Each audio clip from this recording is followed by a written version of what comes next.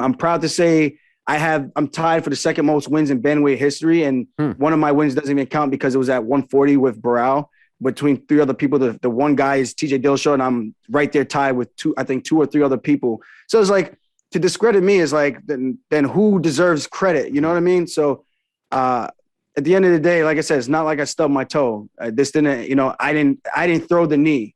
You can say I acted all you want. You never been kneed in the head like that unexpectedly. It's like someone running up behind you in the street and just cold clocking you. It's unexpected. You're not ready for it, So at the end of the day, people can say what they want. I know what I've accomplished, and I'm excited to get back and remind the world who I am and what I've done, and continue that ascension with my win streak, and to cement my name in history as one of the best, if not the best bantamweight in the world to ever do it in modern day history. Obviously you got Dominic Cruz and Uriah Faber. They don't count their WEC wins, which they should, in all fairness, like how they did for Strikeforce. Yeah, they should count those wins.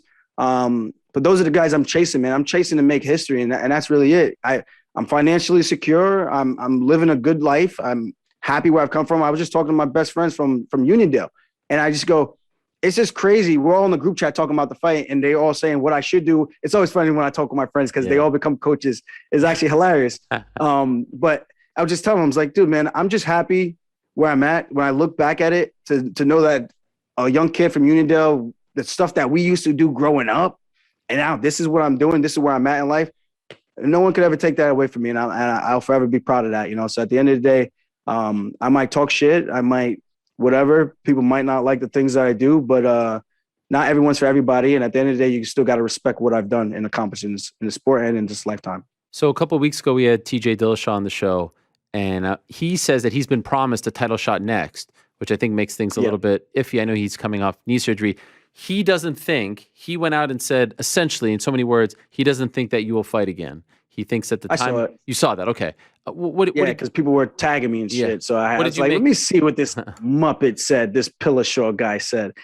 And what'd you make of that? And I want to say, before we go to this, TJ, people were treating my resume as if I'm like, I just came on the scene. And no disrespect to these guys, like the Paul brothers. Like,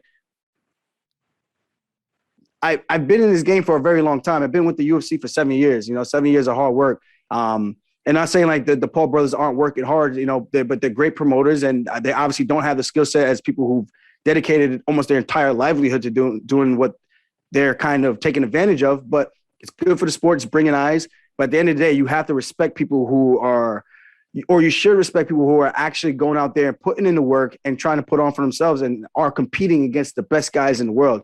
I think that's fair for anyone, even all the Russian people or even the Americans who talk shit and give me the clown emojis. I just don't get it. It's like you would just think that I'd done nothing in the sport. But to go to TJ, I think he's ill-advised. There's been other people who've had the surgery that actually came back and compete. Alan Jouban being one of them, and a couple of other guys that actually came back and competed. And Alan Jouban is a lot older than I am. So for him to come back and even win a couple fights, that's pretty damn impressive. So I like to think that I'm in a very good spot based on what my doctors have told me. My situation where my other disc was also affected, the C5, C6, my C6, C7 is the one I got replaced. The C5, C6 is getting better because of me getting that replacement, and it's straightening out it's fixing the curvature in my cervical spine, so I'm in a good spot, man. Like I said, I've been living with a lot of pain for a long time, and people were saying like, why'd you decide to get the surgery now? I couldn't train. If I can't train, how am I going to fight? So it's not like I picked a convenient time to get the surgery. I picked the time to get the surgery where it was like, I can't do anything else physically. So what other option am I left with? It's like I'm beating a dead horse saying this because these people hear what they want to hear, and then they're going to say what they want to say anyway. It's like talking about the vaccine and everything. People believe what they want to believe when it comes to politics. They believe what they want to believe. No matter what you say, it could be showing them proof and facts right in front of their face. The guy could be telling you the truth and who came up with the argument, and people will still have some type of way to go around it and say, nah, that just can't be true. Like, this is the world that we live in, the social media world that we live in. People are just nuts. There's nothing holding me back. Oh, you could spar now? I stopped sparring so that I can focus on the things that I need to focus on to get myself back.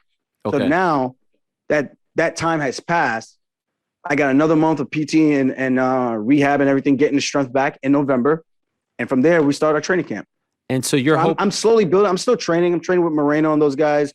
training with my guys back here in New York, and things have been going well. And if you ask me, the type of trainings and the stuff I've been doing to people in the room, I like where I'm at now compared to where I was before, where I was kind of struggling to get through the practice sessions. You know what I mean? So that's the different mentality and the energy shift where I'm like, I think I'm back, baby. I'm back. I'm ready to go. Nothing holding you back.